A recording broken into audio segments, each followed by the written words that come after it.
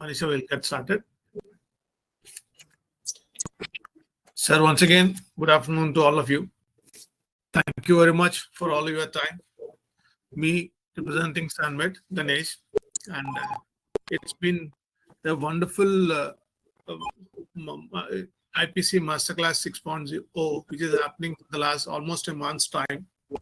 And as you know, Sanmed is at the forefront of sharing information and helping patients to have a better quality of life and improving their overall outcomes in the treatment. And we always consider treatment along with the proper IPC practices will help the patient to avoid having hospital-acquired or healthcare-associated infections. And the topic we chose for this particular session, IPC Masterclass 6.0, has been of a lot of interest to everybody across the board, either a bigger, smaller, or a corporate hospital. This is one point of agenda which always comes to your mind when it comes to surgical infection, how it can be managed better so that the patient is managed a surgery-free infection, helping him to come back to normalcy quite quickly.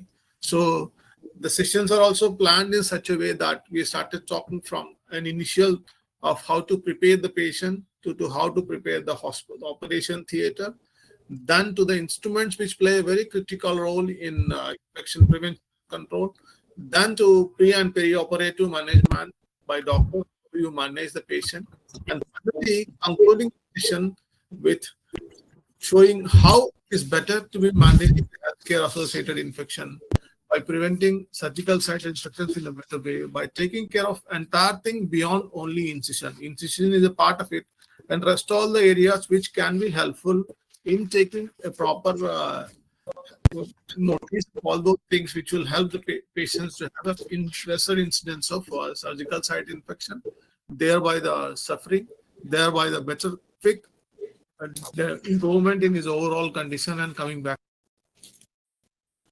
to normalcy. And I don't need to introduce any of you because you are all experts in your specialty, and we are very, very lucky being an organization to have all of you on board for such a wonderful program.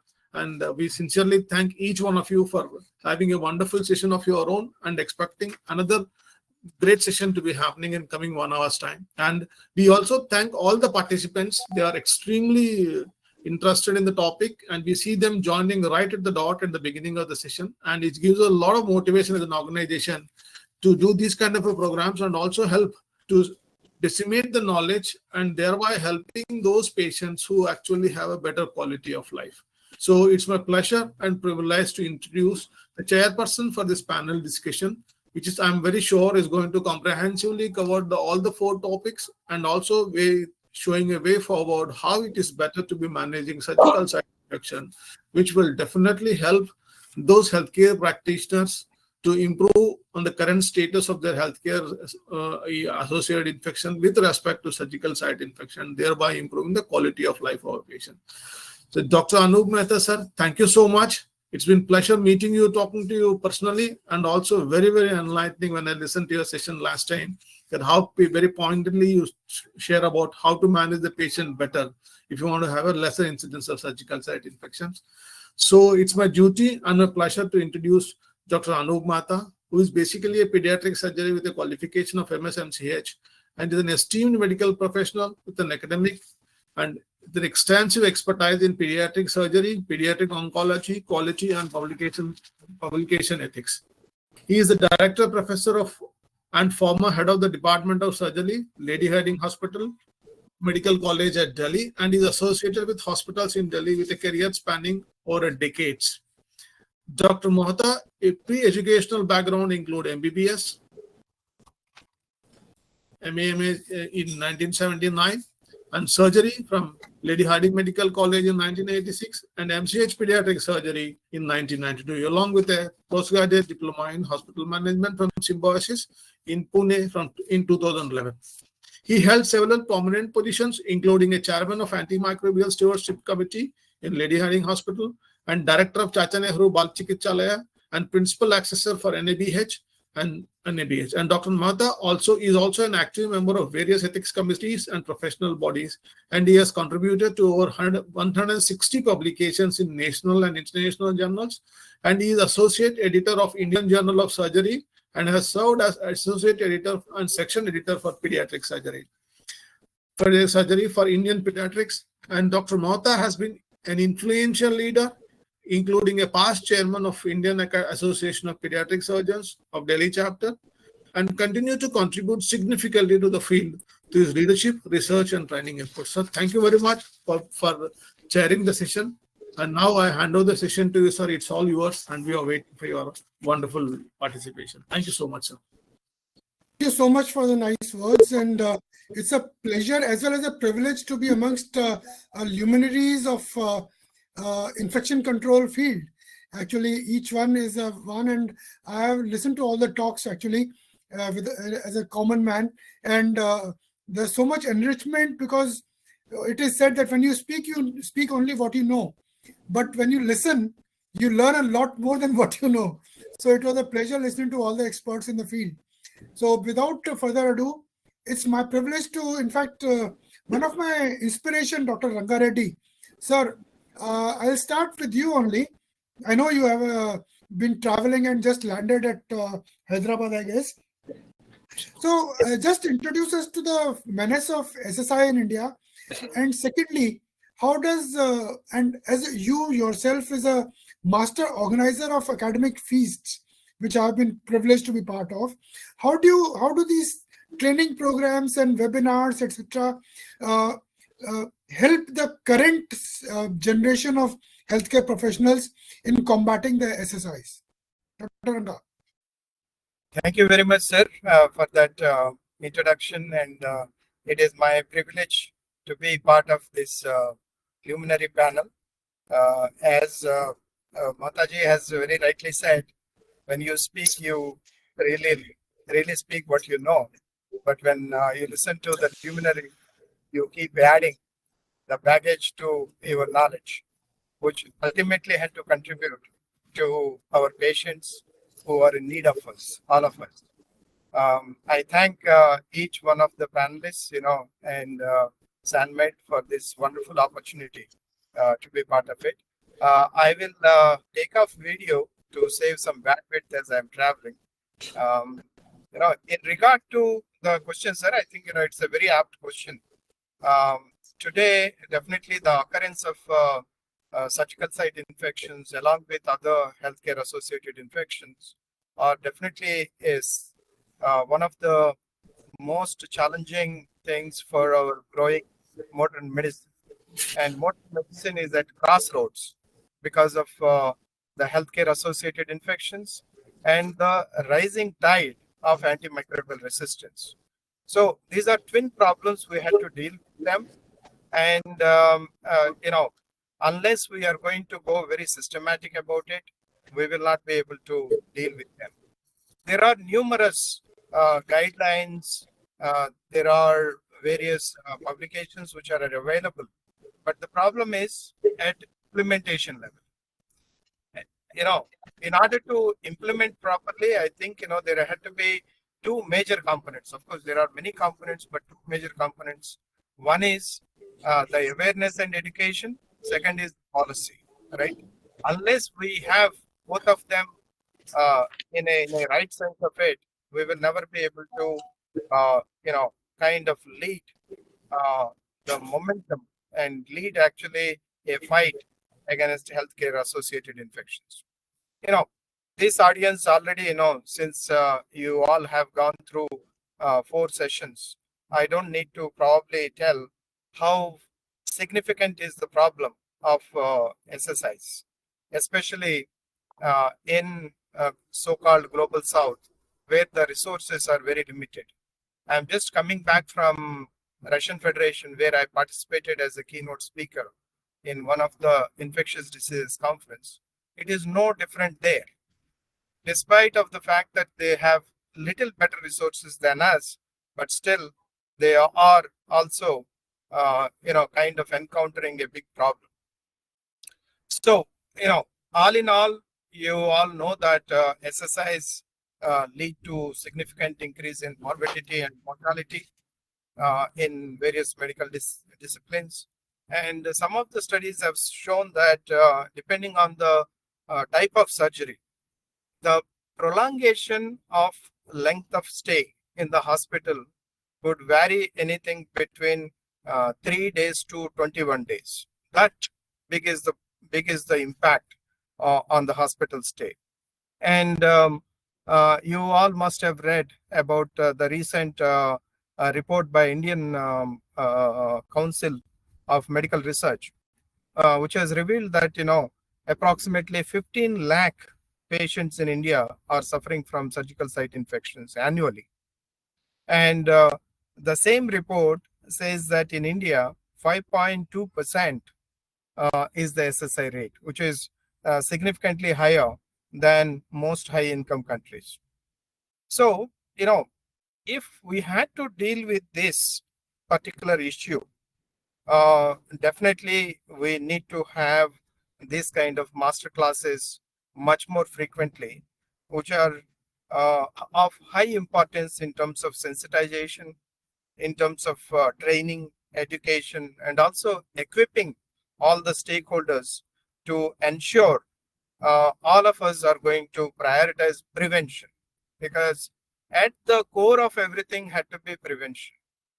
You all are very aware that if there is prevention, then there is no infection. If there is no infection, we will not use the antibiotics. If we don't use antibiotics, we won't have the problem of rise in microbial resistance. So it is a vicious circle. We had to break this vicious circle, and these kind of programs, the master classes, the webinars, and the conferences, and of course research, is going to be shared by multiple people. This is what is going to help us actually to move forward with better understanding on how to deal with them.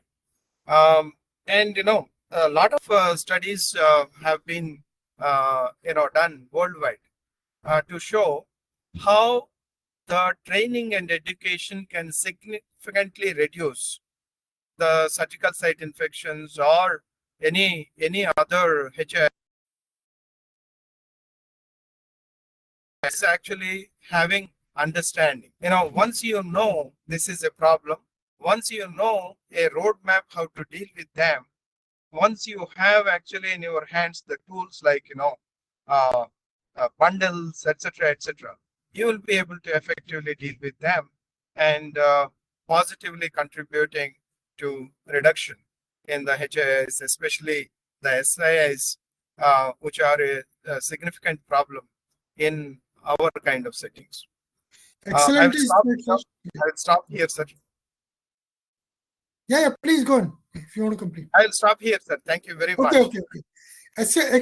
So you are very rightly said that training programs and the interaction with the experts does help, because you have not only opportunity to listen to them, but also to clarify your doubts, like we have been doing this during this masterclass, right?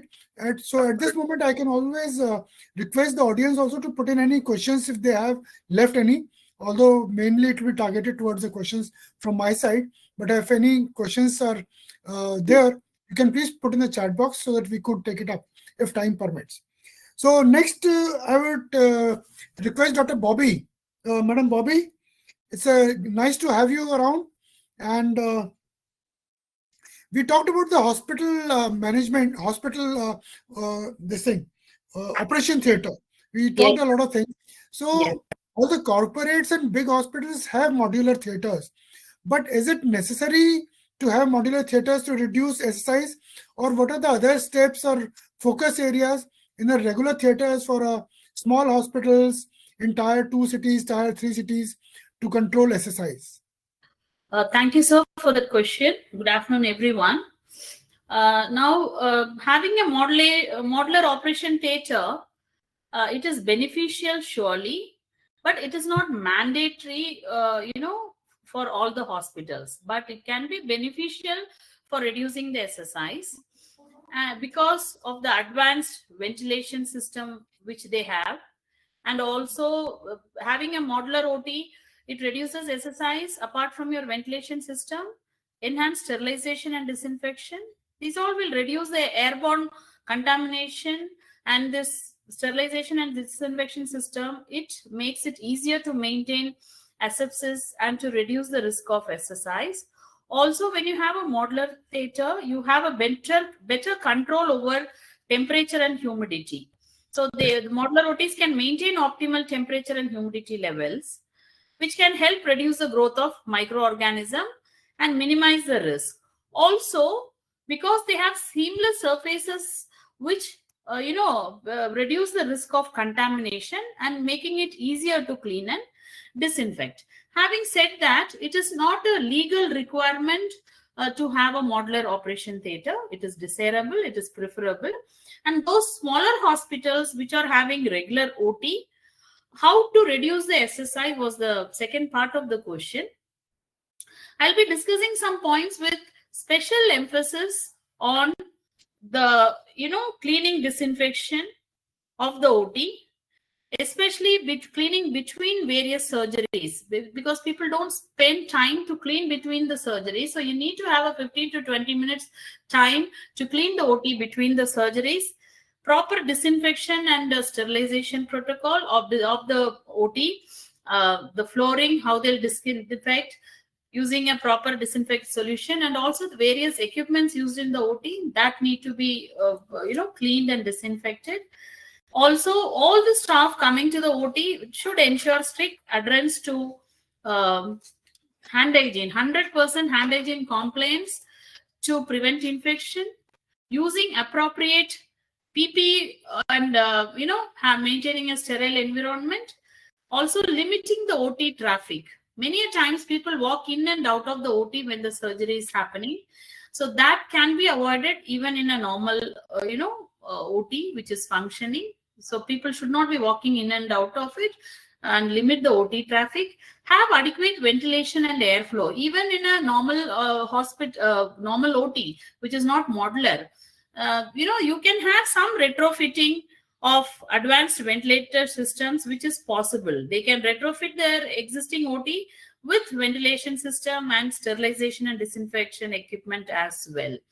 And also, one has to follow the WHO surgical safety checklist, and there has to be focus on the regular deep cleaning. So after each cases, morning thorough cleaning. After all the cases are over, the cleaning, deep cleaning including the floors and walls, along with the ongoing maintenance. And after septic cases, so septic cases, if you don't have a separate OT, you need to be operating in the end, and you need to have a defined protocol for cleaning after doing a septic case. So by doing all this, even in resource limited hospitals, SSI can be effectively controlled by implementing all these measures in place. If you have a strong infection prevention program focused on the OT hygiene, the sterilization, and also the staff training as well. Thank you.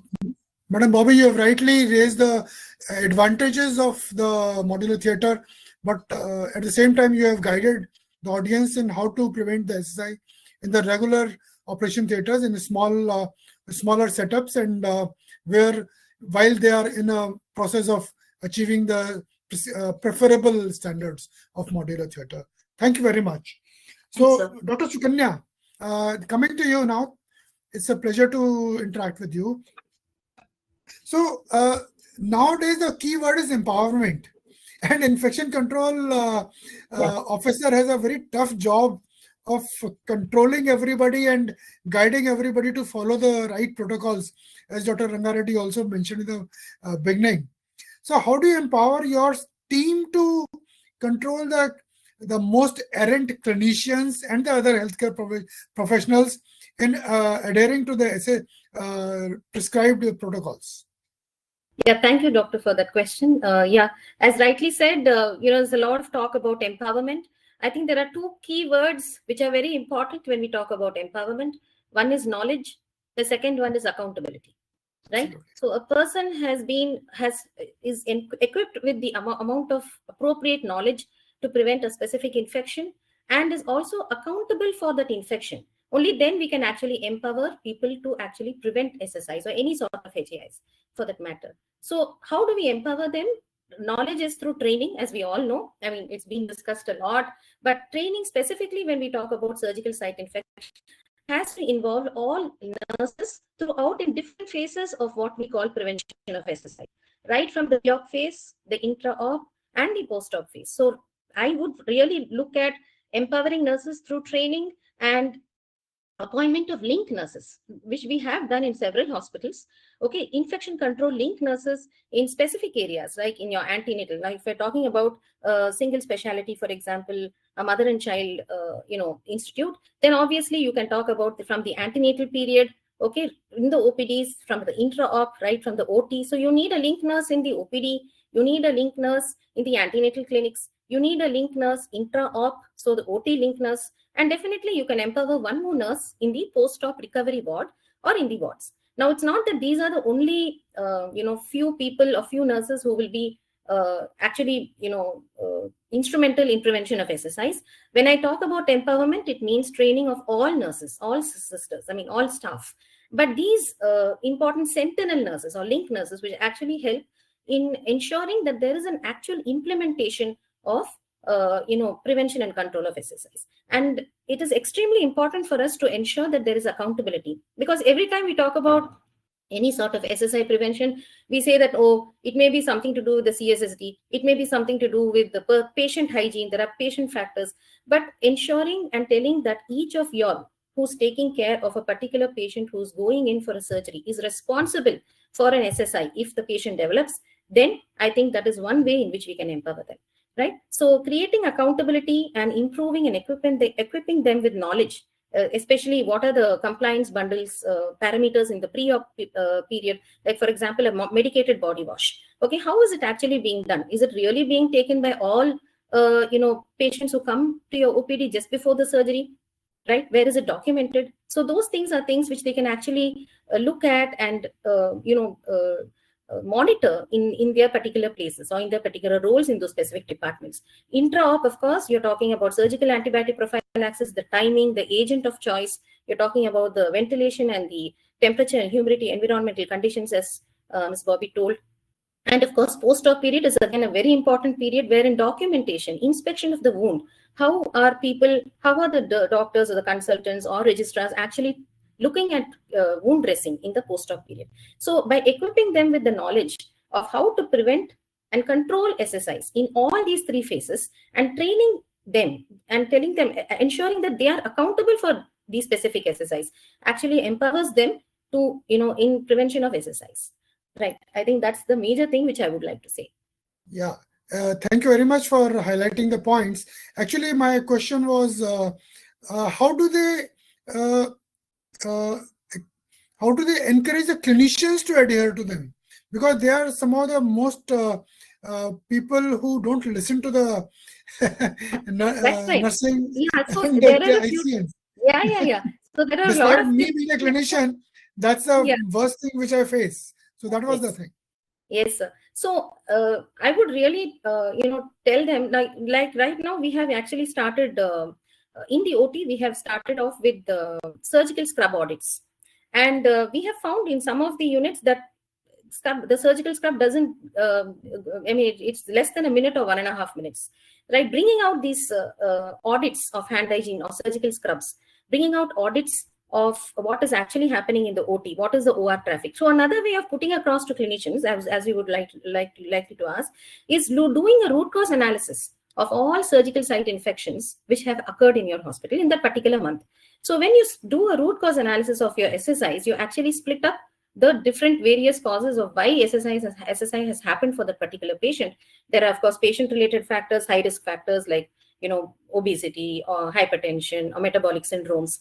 And then, of course, you have pre-op other factors like, for example, missing out of a body wash, right? And these are actually, if we make the clinicians accountable. So when we do an RCA, we generally call up the clinicians, we discuss these cases one-on-one, and I normally like to discuss it on a personal basis to understand what is the concern which they are facing. Because sometimes there's a huge gap of communication between what the clinician wants and what is actually being implemented. And there's also a huge gap of communication between what is the actual policy and what the surgeon or the clinician is following. So in order to fill these gaps, in order to first of all address these gaps, we need to do a proper root cause analysis of why that particular patient had a surgical site infection. So when we do this analysis, we can actually find out where is the gap. And addressing these gaps through a root cause analysis in order to say that we are working towards better outcomes for your patients brings in a lot of positive response from the clinicians, sir. I believe it a lot, and it's really not failed me at any time. Therefore, I believe that every case of SSI should actually be discussed with the particular surgeon or the clinician, and that will actually help them to be more accountable also, right? To involve them in the process of understanding where did we go wrong in this particular case, because obviously they are the most impacted in this entire outcome of an SSI for their particular patient. Yeah, exactly as you highlighted, communication gap actually is the most reason why there's tiffs occur between the infection control people and the clinicians. So as you said, proper discussions and interaction between the two will help go a long way in clearing out doubts and sticking to the policies, etc. Thank you very much. Coming to Ms. Sangeetha. Now, you gave a wonderful talk on preparation of instruments in the theater, but my query is specifically to orthopedic instruments. Many times it is seen that because we don't know the exact instrument which is to be used or implant which is to be used, many times the suppliers bring a set of implants or instruments to the theater in the morning of the surgery, and the orthopedic surgeon uses the correct size and which suits him and all that. So how do you actually monitor the sterility of such instruments, and what is the protocol regarding this? Yeah, if it is practiced in your institution? Yeah, thank you, sir. Thank you for your kind words.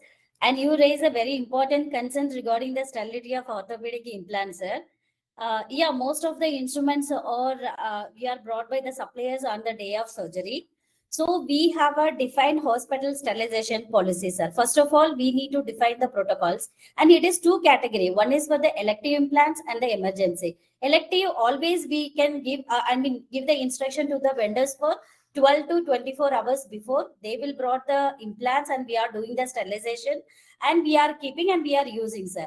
But in the emergency situation, it is very difficult, and when we are receiving the patient in ER and when we are planning the surgery, the moment we need to give the information to the vendors, and we need to give the time at least 3 to 4 hours, because the travel time, and they have to come, and we need to do the sterilization also. So in that case, we are doing the steam sterilization. It is 1 hour sterilization.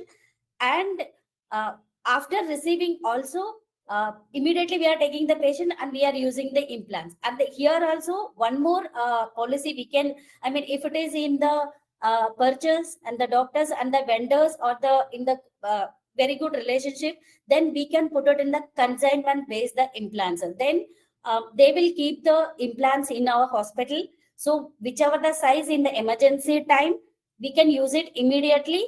Remaining sizes, they can take it back. And the difficulty part is we need to check the inventory. I mean, every day we need to check it in the inventory and the expiry date for that implants, and keep on we need to check it. That is the difficult part when we are keeping the consignment base. But it is very helpful for the emergency basis. And most of the implants nowadays, the pre-sterilized implants we are receiving, like a mesh or neuro ortho, every implants in TKR implants nowadays, we are receiving the pre-sterilized. Only the couple of plates, screws only we are not getting the sterilized. So that we are doing the steam sterilization. For that, we can do it for the consignment basis, and the second is for the elective cases, sir. So in the document part also, we have to very particularly for the tracking purpose for the implants once we received, and where we are documenting in the CSSD also. And in the CSSD also, first we have to check it in the rapido test for the biological indicator. If it is passed, then only we the CSSD person also issue to the implants to the department. If it is failed, again they are not giving. So because of this difficulty, we are keeping the I mean, we can keep the implants for the consignment basis. So yeah, and immediate sterilization also nowadays it is available. So once we receive the implants, we can see it, and immediately the type of the implants, if it is in the screw or in the plate, then we can go for the steam sterilization. That is, it will take it is 1 hour, and otherwise we can do it in the flash also. Flash, but not, they are not recommended. That is also steam sterilization, but 99% we need to do the steam sterilization. Okay. And the, thank you very much.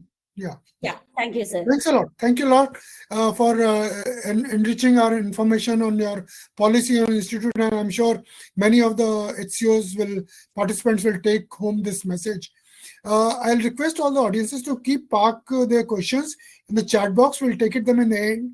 And all those who have raised their hands, will please wait till the end of the questions so that we can discuss. We'll definitely give you the opportunity once we are through the session. Thank you. Dr. Sanjib Gogoi, we work at the same place. And the scenario in a public sector hospital is totally different from a corporate sector with its own problems. So what are as an infection control officer in our own institute, what are the challenges faced by you in preventing or controlling SSIs in your institution?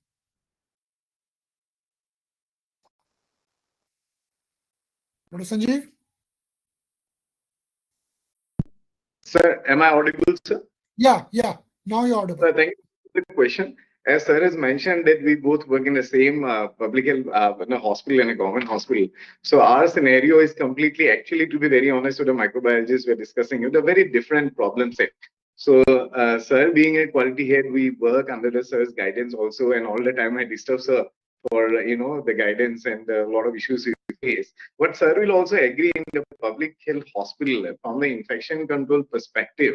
What we say in the hospitals, always we see, I think we represent as a what you call always as a developing country and the resource limitation. So whatever resources we have, when we do the resource allocation, in infection control, the allocation of what you say, like the importance, if I use a simple word, it takes a bit of backseat. Why? Like, once your load of surgery, if I say as a SSI, as a given example, but other infections are also there, eclampsia, VAP and other things. So the load of the surgery is so high, like we are doing, and at the same time, infrastructure wise, we are also not, but still the things are coming up. We are doing on it, but still compared to the other, the corporate hospitals, we still somehow we are lagging behind. So considering those facts, it's very, very difficult sometimes to trace those infections with a limited number of professionals working, like as for example, infection control nurses. So as per the guideline, what do you say, per 100 bed you need to have one, but we do not get that much of luxury in a public health hospital. That is why to manage is very very kind of a humongous task with a base strength of 1,000 plus. And another thing, the development of a mechanism of reporting of different HAIs, as for example SSI, which is one of the toughest to trace, because whatever data, even in countries like India, the data are very heterogeneous. Like whatever data we see is just a tip of the iceberg actually, because the data are for a surgery, but for a clean surgery it will be different, a clean contaminated different. So the collection of data with the limited staff is a different, with the proper not having a proper mechanism of collecting the data. If I give an example, also the patient that we're catering to, the population that we're catering, their awareness is also kind of, I will say, limited. We also have to take the responsibility for that, to how to educate them. Because once we see the SSI, we have to, because it's a SSI is always isn't a proactive action, as you said. No, it's not that we are going retrogradely, because we have to follow the patient after surgery, like giving a call to the surgery patient after 30 days. And at the same time, the patient should be educated enough to understand, to aware that if something wrong going on, they report to us. That things are also lacking, considering the population group there we are catering to. So I think challenges are many. I just do, if I say it's a manpower, the infrastructure, also the not having a proper mechanism, the factors that I told, sir. So these are the challenges we face, and at the same time, how much the importance of the allocation we have for the infection control team in a private public hospital. We are also trying our level best to get that attention. So that's my take on that, sir. Thank you, Sanjeev. Dr. Sangeetha, now you are a leader in percolating and imparting the knowledge about antibiotic policies and surgical antibiotic prophylaxis and all over the country actually, and abroad also. So what is the role of pharmacologist or a clinical pharmacist as a team member to mitigate the problem of SSI in hospital? How can they help and guide the clinicians and other staff on that? The first and foremost role of pharmacist, we don't have pharmacologists too many actually. What we have is pharmacists at the hospital level, and some of the corporate level hospitals, they have clinical pharmacists. So we must understand the limitations of each one of them, because hospital, when you talk about public hospital, they are just diploma students who join these hospitals, whereas in corporate hospital, private sector, clinical pharmacists are there. They are better placed, they are better trained, they undergo 5 years of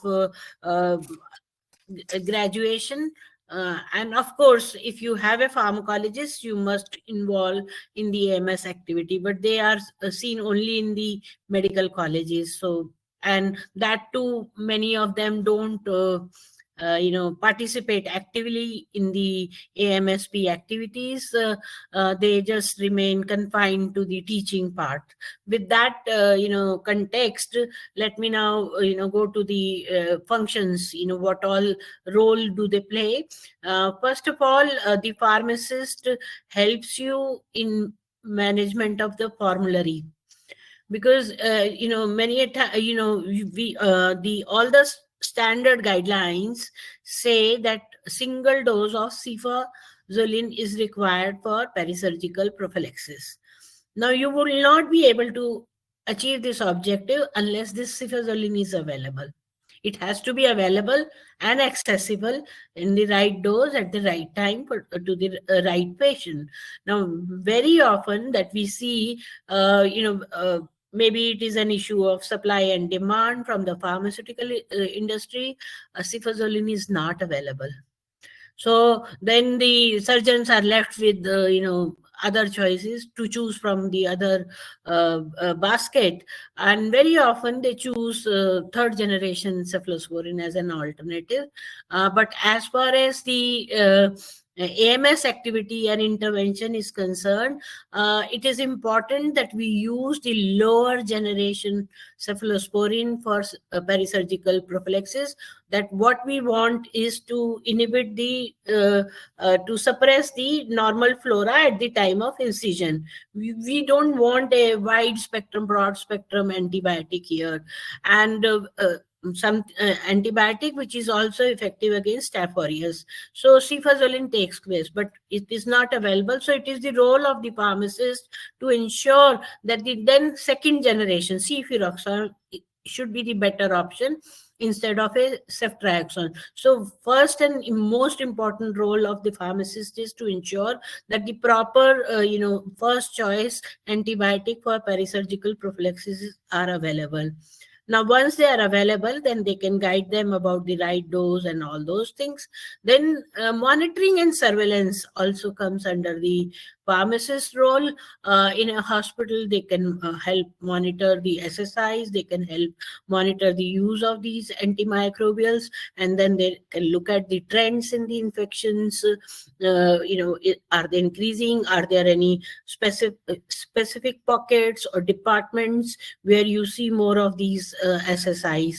So they can come, warn the team about these. And third role that they have is they can educate the patients. So one more thing is that we must take into account. One is the hospital pharmacist, the other is community pharmacist. So community pharmacists have a different role here because a lot of over-the-counter dispensing takes place in our country. And many people with upper respiratory tract infection or watery diarrhea, they directly approach the pharmacist over the counter. So there in that position, this pharmacist can ensure that they don't dispense antibiotics from the watch and reserve category over the counter without prescription. This is another, intervention strategy where pharmacists can play a definite role here. That is for the hospital pharmacies as well. Thank you so much. Dr. Ranga Reddy, I'll come to you in the end actually, because I want to take the final word from you, from the person we all look towards as a public health advisor. Dr. Sukanya, there's a question in the chat group also, and fun from my side. So what is the minimum protocol that you follow for monitoring SSIs? And secondly, what all do you discuss for each case during the SSI audit?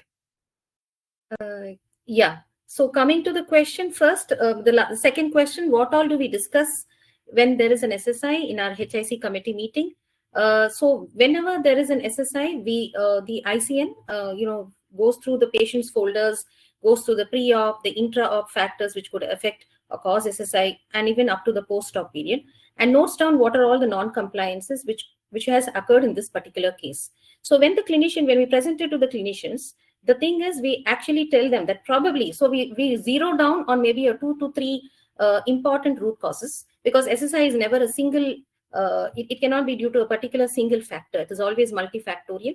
And therefore we say that, okay, in this particular case, it could be patient obesity. So when I go and speak to the consultant face-to-face, sometimes even before the HIC committee, the first thing I do is to confirm whether this is an SSI, what is the level of SSI, whether it is superficial or it is deep, whether there was wound gaping, whether it is really an SSI. Many times we get, at the end of 3 weeks, nearing the end of a 30-day surveillance, we get discharge from the wound. Okay, now this may not be related to SSI at all. But then the ICN says, no, ma'am, there's discharge from the wound. So I collected it from the, patient came to the OPD. We have a OPD tracking system wherein we have a register in the OPD wherein every wound discharge is actually being documented. The dressing basically is being documented, and we see the status of the wound, whether there's discharge, there's anything. So, and then they send it off, and then they say, no, culture has been sent, and culture showing the Staphylococcus epidermidis. So this is a common commensal. It is not even a pathogen. So the first thing is I want to confirm whether from the clinician is whether this is a real SSI, right? Now, so patient, then the other thing is I would ask the clinician is, So, ma'am or sir, if you felt that this was an SSI, what are the antibiotics which you have given? So, did the patient have any risk factors for acquiring this specific surgical site infection? Was the patient obese? Did you feel at the time of opening the patient, were there any existent already signs of infection intra-op? Right? Was the OT crowded? Was it a complicated case wherein you had to bring in more people? Right? These are indirect questions to assess whether some of these OT compliances have been really adhered to, right? And then again, I also ask them about, what do you think, ma'am, would be the case? What do you think are the reasons for this? Is it that the personal hygiene of the patient is not good? Because if a patient presents immediately at the time of discharge from the hospital, then it's obviously a different reason for SSI, right? You obviously you will include more of intra-op factors or sterility of instruments and the skin antisepsis for that matter. But if the patient comes to you after 15 days or even after the third week of the surgery, then you really can't relate it to intra-op factors. Obviously, you will relate it to more of wound care or personal hygiene of the patient. So you would ask, what was the status of the wound at the time of discharge? Did you feel that this could be a potentially infected wound? Okay, was any patient education given? Was a bath given, ma'am? So do you know what was the surgical antibiotic prophylaxis? Many times I have caught clinicians on this. I would like to share wherein surgical antibiotic prophylaxis is inappropriate. It is not the right choice of drug, as Dr. Sangeeta Sharma said. Most of the times people start off with third generation cephalosporins, which has absolutely no effect on gram positives, right? Which is what we are targeting in a surgical antibiotic prophylaxis. So that is one thing. So I would always put up these sort of non-compliances by the clinicians in the root cause analysis, because then it will look that, okay, these are things which probably if we could avoid, we could actually prevent SSI in our next patient.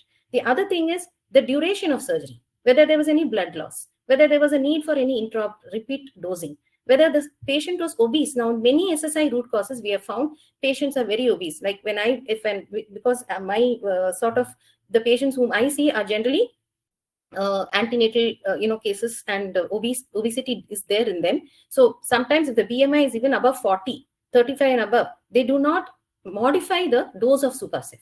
So this again is many things. This is one of the major things which I have discussed with our clinicians. And then they realize, oh yeah, maybe I should have given, right?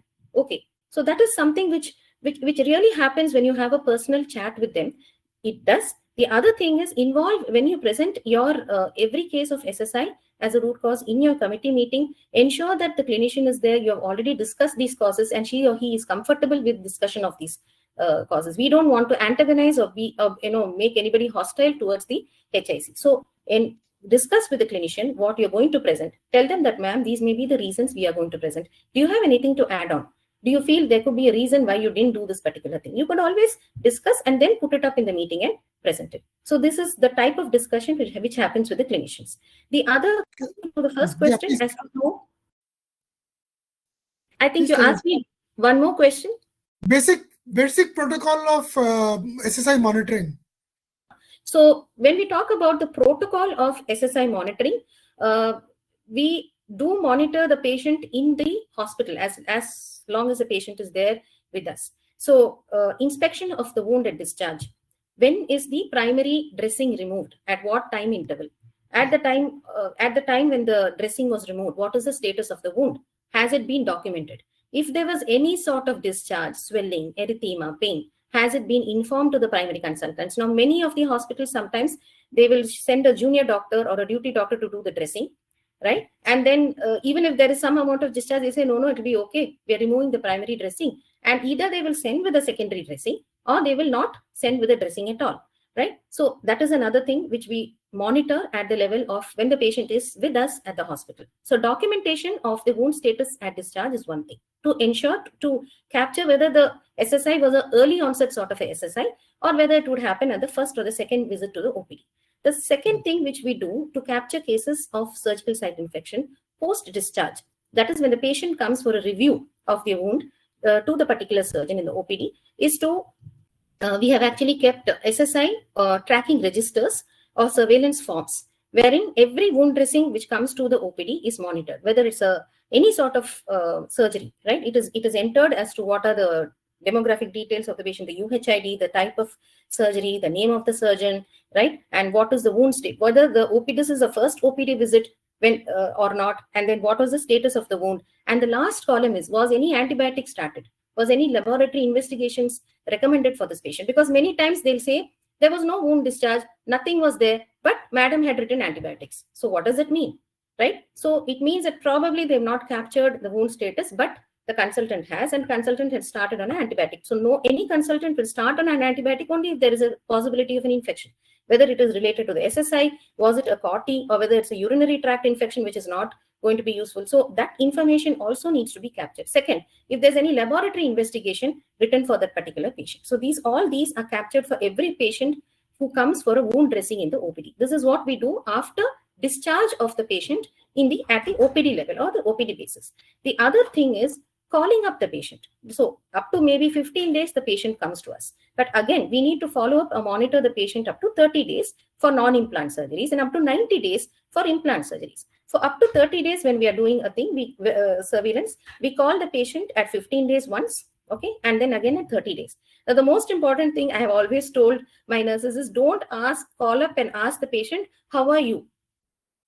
Right? You have to be very objective, ask specific questions, ask, how is the wound status? Did you have any fever? Did you visit your consultant? Because many of the consultants may not come back, may not be reviewing all their surgical cases in your particular hospital, especially, sir, as if it's a public hospital or another hospital, they may have their own clinic elsewhere, and those patients may go there to those particular OPDs and the wound review happens there. So you have to ask certain leading questions as to whether the wound is okay. Did the patient had any fever? Okay, and did the patient go for a review, come back here, or did they go to another hospital or to the same consultant at their particular OPD? Was any antibiotic started? So these 4 or 5 standard questions will be there, which should be written down and objectively asked. The phone call should not exceed more than 1 minute, because some of the patients get irritated, some of them don't answer. So 15 days once a call, again 30 days once a call. That ends with your non-implant surgeries. And if it's an implant surgeries, you can again make a call at 45 days and then again at 90 days. So these call logs are actually recorded and shared with the ICN and the HICC committee. And through this also, we can track our post of discharged patients. So this is another way. Thank you so much, Dr. Sukanya, for elaborating your process and for the information and guidance of other colleagues. Madam Sangeetha, one question I want to ask you: what is your take on the reuse of single-use or disposable instruments for surgeries with reference to SSI? Briefly, please. Yeah. Thank you, sir. Thank you for the question. The single-use device, always it has to be in the single-use, sir. So when we are doing the, when you are doing the reusable, as per the manufacturer guidelines, we need to follow, sir. And that too, most of the, high cost single-use devices, only we need to select that devices, because nowadays, all the small items also we are getting further disposable. But once we use like a cautery cable, it is the very less cost. So we can use it and we can throw it. But if it is in the more than 30,000, more than thousands of the single-use devices, we can do it in the reuse policy. We need to define the including infection control, infection control officers. We need to discuss with them, with the consultant and manufacturer, and discuss with them, and we need to define the times, how many times we need to use it, either 5 times, other 3 times, other 2 times. Based on the cost, we need to use it.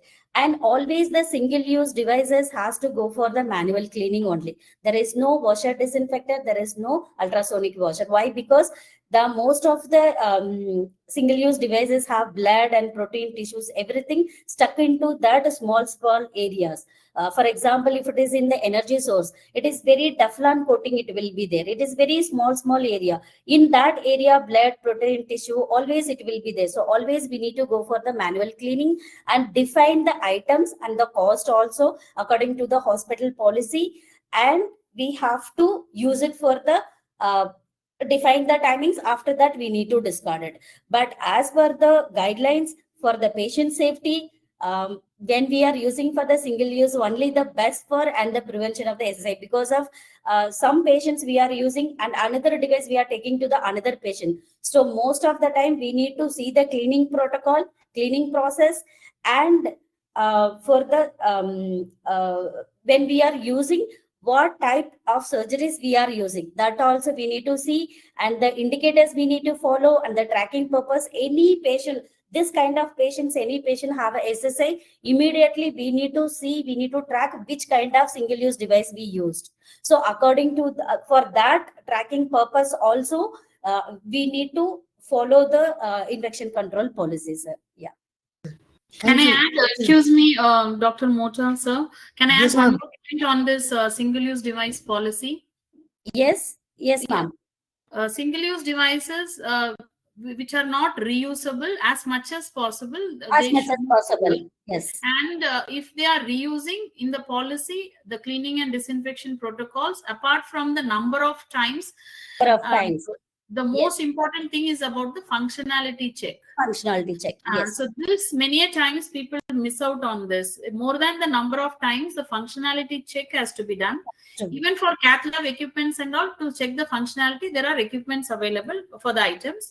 So functionality check, if it can be reused, it is functioning normally or properly, only then it can be reused. Because many a time during assessments or JCI surveys, they'll definitely ask, you are telling 5 times, 10 times. Yes. How to check the functionality? So the functionality need to be checked. And that apart from the tracking, a discard register has to be properly maintained. Either from the end user, or it has to be from the CSSD end. Discard register has to be maintained. Thank you so much. There's another question of consent from the patient on the reused item is being used, because he has to give consent to allow it.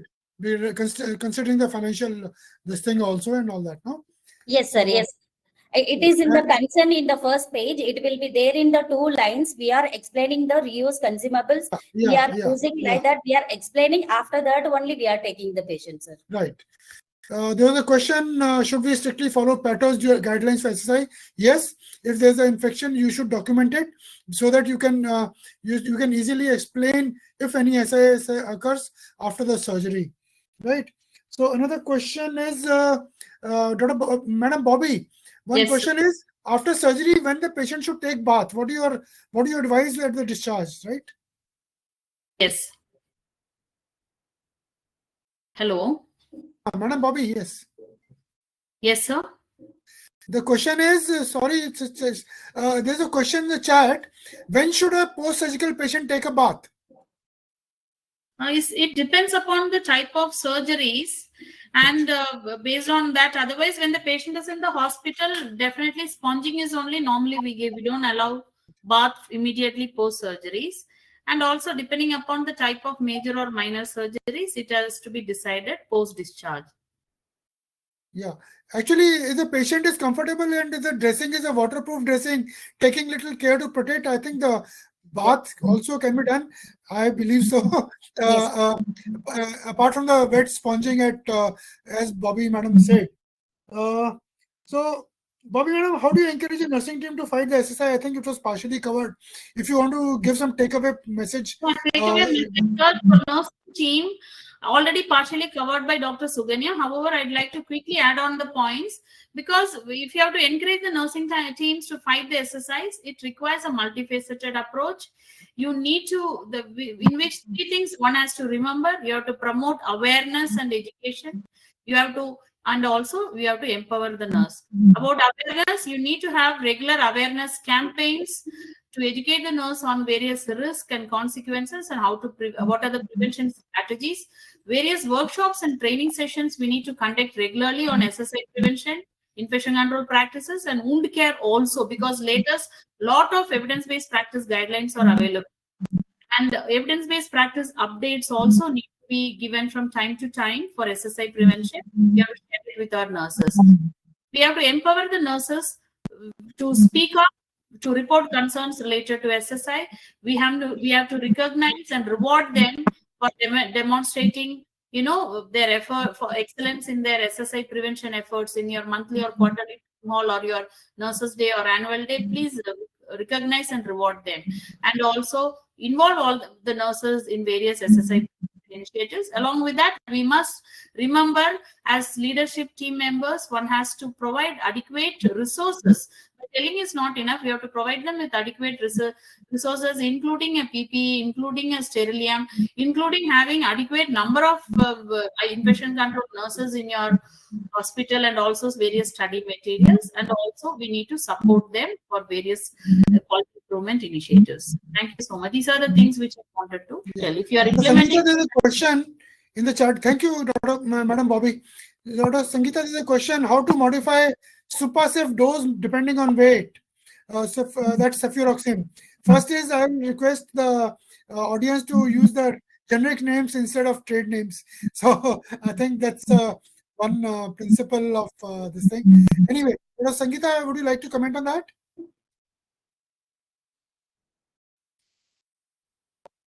Dr. Sangeeta? Which Sangeeta are you talking about? I thought. Oh, for you. There are two Sangeetas. Super safe dose depending on the weight. I think here you have to go to the dose calculator here, but you have to follow the maximum ceiling dose. Even the weight is sometimes when we go by weight, the dose becomes very high, but that is not recommended. So just follow the maximum dose, whatever is allowed. Could you read the question above it about this chlorhexidine, alcohol, etc., and could you guide the users? Which is methylated. However, both are isopropyl alcohol and I didn't get it. Apart from chlorhexidine, povidone, but the available form is surgical spirit, which is methylated spirit plus emolument. However, what is the purpose, for this? It depends on, if it is only the hand rub, then this methylated surgical, this isopropyl alcohol, which is above 60%, will be okay.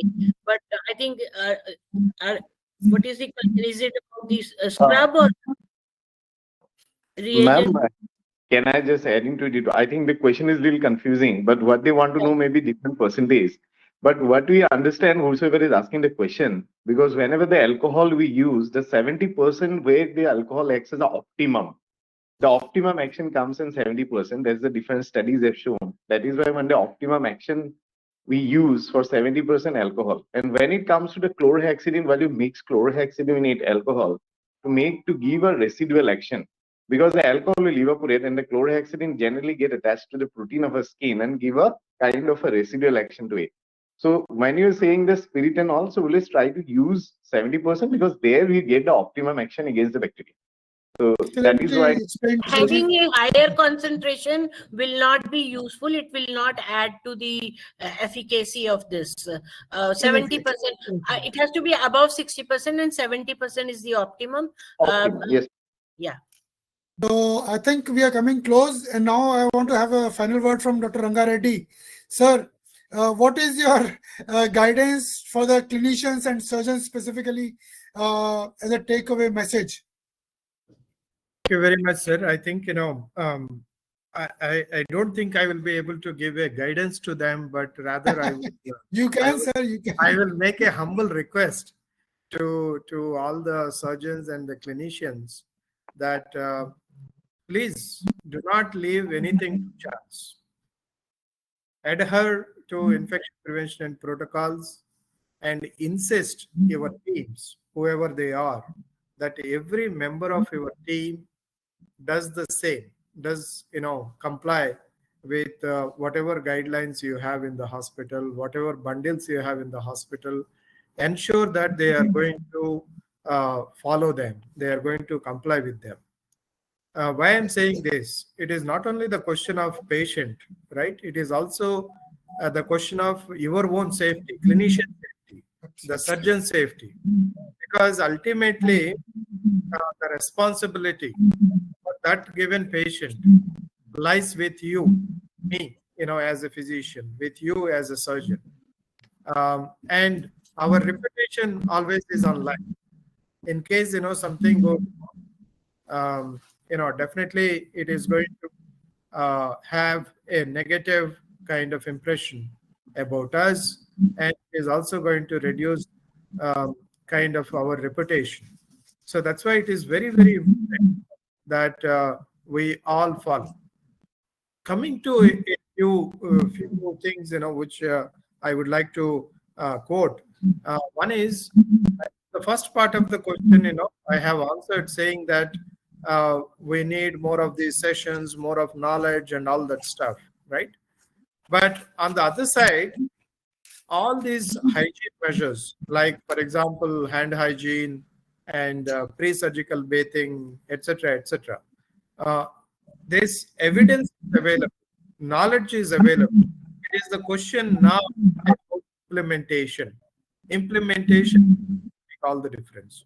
We all know very well that if two things, that is the healthcare worker hand hygiene, on the other side patient hygiene, if both are combined, we will be able to, especially in our kind of settings, we will be able to reduce the incidence of overall HAIs percent and surgical site infection. So be considerably reduced if we are going to do two simple measures. I will quote Castella, who has done a very large study, of course, that is in Europe, but just to of it, we have observed some 700-800 surgeries. 29% of the patients have taken a shower on the day before surgery, the night before, or the day on the morning of the surgery. Only 12% of the surgical team members, kind of adhered to all the checklist of the bundle, right?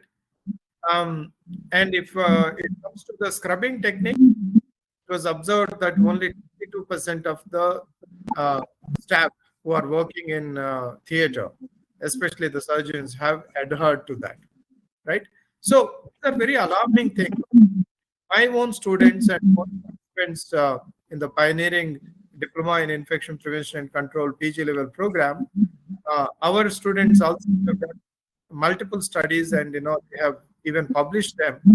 They also found the similar kind of situation in Global South, that is in India, even in the Gulf, where a little higher level of IPC is maintained, but even then, there also they have the issues. So all in all, once again, I'm going to give you any guidance to anybody, but definitely my humble to the healthcare workers, especially to the surgeons, is that the increasing scrutiny, because you know that now everybody is knowledgeable. The Google Mata is there, which is actually Mata is putting a lot of spoke wheel and creating the wedge with the medical community. And in these kind of situation, when there is also a growing intolerance towards even genuine failures due to factors beyond us, beyond our control, we are seeing the rising violence, rising number of actually medico-legal cases, etc., etc. So I think to prevent all this, to ensure that we are going to not only help the patients, but also we are going to have our reputation unscathed. Definitely, all these things had to be taken care of, and infection control protocols had to be followed. And it is not, infection control protocols are not something static, like 10 commandments written on the wall or written on the rock. They are, depending on the situation, depending on your surveillance and your data, you had to continuously look at what need to be reviewed, what need to be updated, what need to be aligned with the evidence which is growing. Because in India, about 5 years back, almost nil kind of we had the data coming from our own research. But today, the people like all the panelists and many other colleagues, they understood the importance of actually doing the research, publishing, and generating the data, using that data. So we need to base that data as a foundation in order to continuously update our practices, protocols, our bundles, etc., etc., so that the patient safety is not going to be just a word which is going to be spoken, but seriously taken, and we get better outcomes than what we have today. Thank you very much. Thank you so much, sir. You already answered one of the questions. How do you encourage increased hand hygiene compliances amongst physicians in a post-surgery ward? I think you have explained it very lucidly, and everybody can take it home. There was a couple of requests from some guidelines, IPC guidelines. One of the audiences have asked us to supply. I think the organizers can take a look into that. Manisha, I think we have run out of our time, and I guess you have to take over now, because it's such an interesting topic that we could talk for endless for this. There is one hand raise. Maybe you can. Let's see. Kaleshwari, there are many then. Kaleshwari Muthaiya, any question? You can, I think the audience, the organizer to make them unmute or whatever, I'm not sure. Yes. Meanwhile, if you allow, Dr. Mohta, there was one question about the number of doses of antimicrobials. Please. Although, the question was about whether they can give extra doses in the intrapartum period. The rule that single dose is required applies everywhere for all clean, contaminated surgeries, and LSCS is most of the time it is elective. Definitely only single dose is required. If you continue antimicrobials in the post-operative period, it not only adds to the AMR problem, but also has adverse effects on the neonate as well. So consider this aspect as well. Many of us think that the antibiotics are harmless, and AMR is silent, so that is why we are not caring for it. But there are, side effects that you may see later on the neonate. Many of the allergies are because of this, because they were exposed very early in life to these antimicrobials. So the rule applies everywhere for all surgeries. Intraoperative, I think dose repetition only when either the surgery is too long, or if you have a massive blood loss during the surgery because the antibiotic goes off. Otherwise, single shot is good enough, as Dr. Sangeeta Sharma has explained. Manisha? Madam Manisha? Yes, sir. I think we have run out of time. Yes, sir. Thank you so much. It is going on, and there were a lot of questions coming across, and you are also sharing a lot of the very vital information for all the clinicians and the practitioners to adhere, so that you will be able to give a better life to the patient. That's what is the whole object of you and the healthcare assistant, is that you help patients to recover faster, lesser incidence of healthcare associated infection, whether in the case of SSI or any other condition.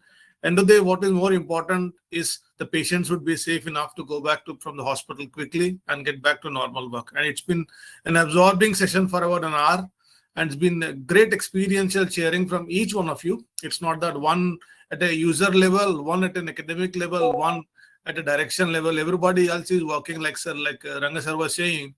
At a policy level, everything is fine, but at an application level, how do you adhere to that is going to make a lot of difference in the case of infection prevention and control. People know a lot, but do little, then it also makes a lot of difference to the patient. So adhering to what we know little, at least adhere to that and keep adding to the value of your knowledge, so that you will be able to have a better practice, which will influence the overall the health of the patient, which is the whole objective of the healthcare industry and also healthcare professionals like you. Thank you all for your wonderful session. The whole session, IPC Masterclass 6, went on a bang with all your support and help, sir. It's been extremely important that all of you have contributed, and it's very, very important for us as an organization is we are able to share some information which really help the healthcare associates to prevent surgical site infection, thereby improving at least the incidence of SSIs comes on by 1% with the knowledge decimation. It's going to help the patient ultimately. Ultimately, the morbidity of the patient comes down. The overall suffering of the patient comes. It helps whole all of us as an industry and also as a specialty of you as a healthcare associate. Thank you so much. And once again, thank you very much, Manisha, for organizing such a wonderful session. It's been great from all your side. And thank you all the participants. Thank you so much for your. It's been great to have all of you. It's been a wonderful attendance from each one of you. Thank you so much, and pleasure meeting you. We'll come back again with one more session. Thank you so much. Thank you. Thank you. Thank you, Thank sir. you so much, Sinmet, for the opportunity. Thank you. Thank you so very much. Thank you, everyone. Sir. Thank you, everyone. Thank you. Thank you, everyone. Anup sir, I will be in Delhi. I will contact you.